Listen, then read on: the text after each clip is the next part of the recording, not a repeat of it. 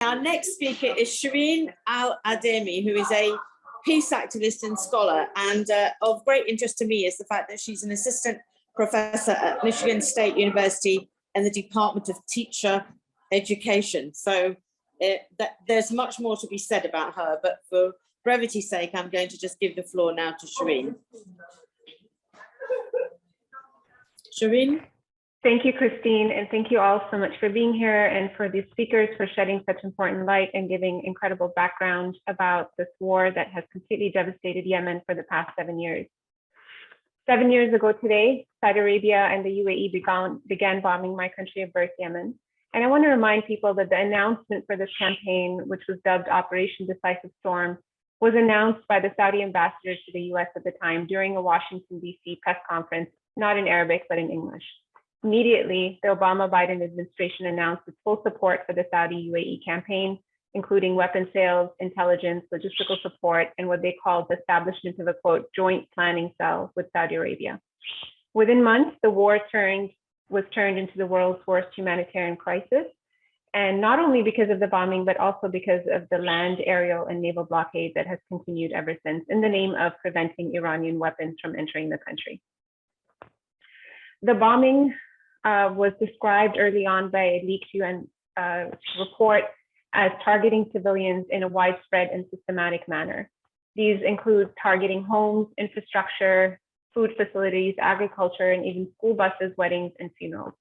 To date, at least 377,000 civilians have been killed.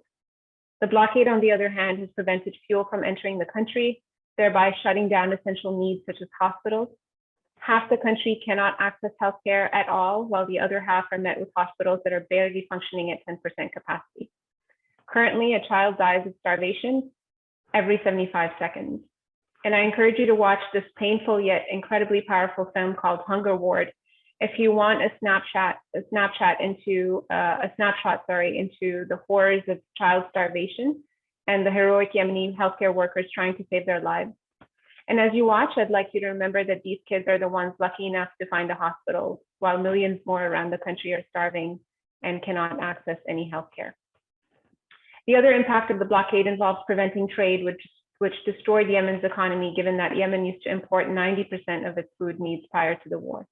Without imports and trade, 80% of Yemenis have been forced to depend on international aid, and even aid was used as a weapon of war, with Saudi and UAE continuously, repeatedly failing to fulfill their pledges to the UN World Food Program to cover the costs of starvation that they themselves have created in Yemen. And with the Trump administration going as far as cutting USAID to northern Yemen, where 70% of the population resides. President Biden, who is now the third US president to carry on the war against Yemen, is also threatening to place the Houthis on the list of foreign terrorists, which would entirely starve 70% of the Yemeni population.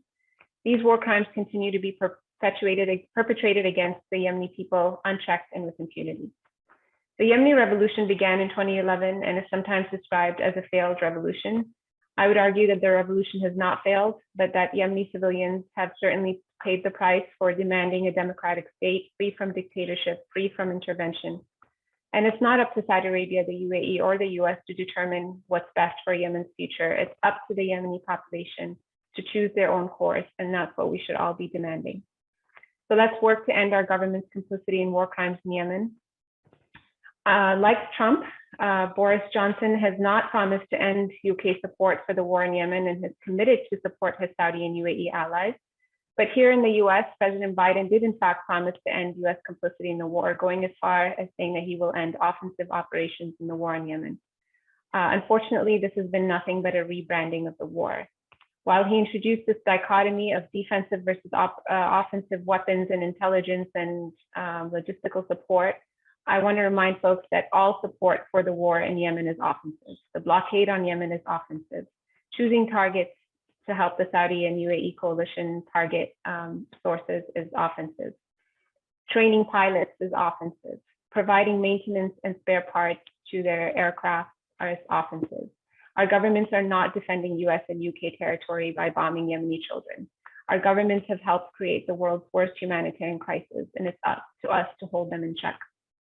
You and I have 30 million reasons to end our government's complicity in the war in Yemen. There are 30 million Yemeni men, women, and children waiting for their lives to resume. And as we speak, my relatives in the city of Hodeidah are going through yet another round of bombardments, which the press is often, unfortunately, continuing to frame as retaliatory. There is nothing retaliatory about this war. It's not a war. It's not a civil war. It's not even a war. So if you're in the US, please call for Congress to pass the War Powers Act to force President Biden to end his offensive war in Yemen.